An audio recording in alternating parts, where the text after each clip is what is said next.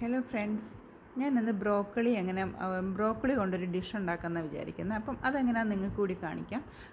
ആദ്യം കുറച്ച് വെള്ളം തിളപ്പിച്ചിട്ട് അതിനകത്ത് അല്പം മഞ്ഞൾപ്പൊടി, കുറച്ച് ഉപ്പും കൂടി ചേർത്തിട്ട് ഈ ബ്രോക്കളി ചെറിയ പീസാക്കിയിട്ട് ആദ്യം നന്നായിട്ട് കഴുകണം കേട്ടോ. എന്നിട്ട് നന്നായിട്ട് കഴുകിയതിന് ശേഷം ചെറിയ പീസാക്കി തിളച്ച വെള്ളത്തിനകത്ത് ഒരു 5 മിനിറ്റ് മുക്കി വെച്ചേക്കണം.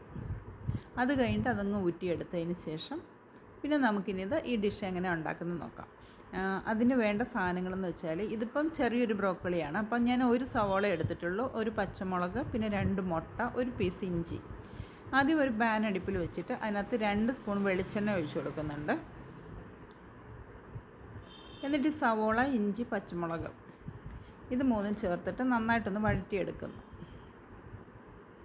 ഞാൻ പച്ചമുളക് 2 ചേർത്തായിരുന്നു, ഇതിനകത്ത് ഒരെണ്ണേ കാണിച്ചിട്ടുള്ളൂ. പക്ഷേ എരിവ് നമുക്ക് എത്ര വേണ്ട അതനുസരിച്ചിട്ട് ചേർക്കുക കേട്ടോ.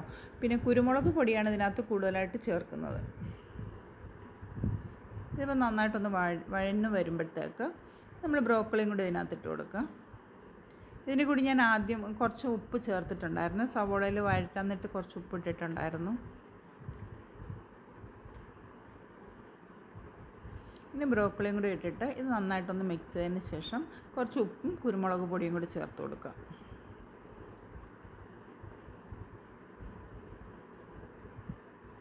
പിന്നെ ഇത് വേകാനായിട്ട് 1 സ്പൂൺ വെള്ളം ഒഴിച്ചു കൊടുത്താൽ മതി കേട്ടോ. ഒത്തിരി വെള്ളമൊന്നും ഒഴിക്കരുത്. ഇനി ഒന്ന് ഇളക്കിയതിന് ശേഷം അല്പം കുരുമുളക് പൊടിയും കൂടി ചേർത്തിട്ട് ഒരു 5 മിനിറ്റ് അടച്ചു വെച്ച് കുക്ക് ചെയ്യണം. ടോട്ടൽ ഒരു 10 മിനിറ്റ് ഇത് കുക്ക് ചെയ്താൽ മതി കേട്ടോ. അടച്ചു വെച്ച് കുക്ക് ചെയ്യുന്ന 10 മിനിറ്റ് കുക്ക് ചെയ്താൽ മതി. കാരണം ഇത് ഓവർ കുക്ക്ഡ് ആകാനും പാടില്ല.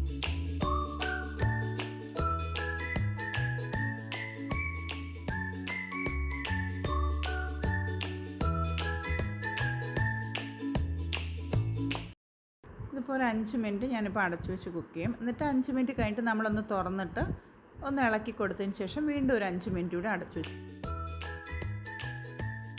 നല്ല ടേസ്റ്റാണ്, എന്നാൽ ഭയങ്കര ഗുണമുള്ള ഒരു വെജിറ്റബിളാണ് ബ്രോക്കോളി. അപ്പോൾ ഇതുവരെ വാങ്ങി ഉപയോഗിച്ചിട്ടില്ലാത്തവർ ഇത് വാങ്ങി കഴിക്കണം കേട്ടോ.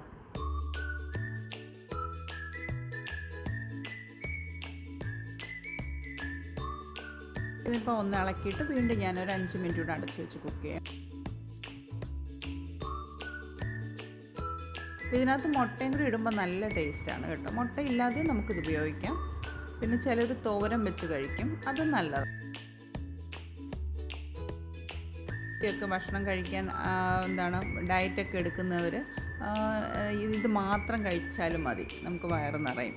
അതുപോലെ ഭയങ്കര ന്യൂട്രീഷ്യസ് ആയിട്ടുള്ള സാധനങ്ങളാണ്.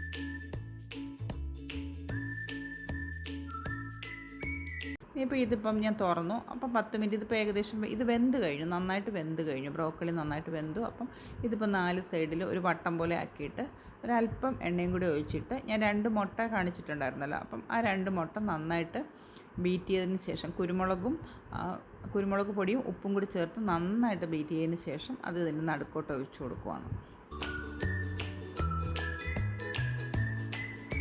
ഇനി ഒരു മിനിറ്റ് ഇതിങ്ങനെ, 1 മിനിറ്റ് വേണ്ട, ഇതൊന്ന് ജസ്റ്റ് ഒന്ന് ഇങ്ങനെ കിടക്കിട്ട് അപ്പോൾ അത് അടിഭാഗം ഒന്ന് വെന്ത് വരും, മുട്ടയുടെ അടിഭാഗം. അന്നേരം നമുക്കിതൊന്ന് ഇളക്കി കൊടുത്താൽ മതി. ഇനി ഇതൊന്ന് കിണ്ടിക്കൊടുത്ത് നന്നായിട്ടൊന്ന് എല്ലായിടും കൂടി ഒന്ന് ഇളക്കി കൊടുക്കുമ്പോഴത്തേക്ക് നമ്മുടെ ഡിഷ് റെഡിയായി. സൂപ്പർ ടേസ്റ്റാണ് കേട്ടോ.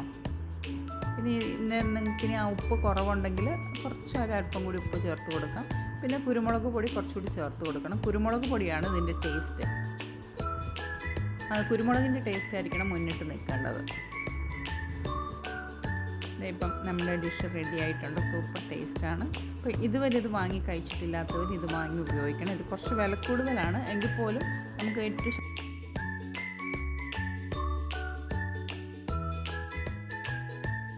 ഞാൻ അല്പം കുരുമുളക് പൊടിയും കൂടി ചേർത്തിട്ടുണ്ട്.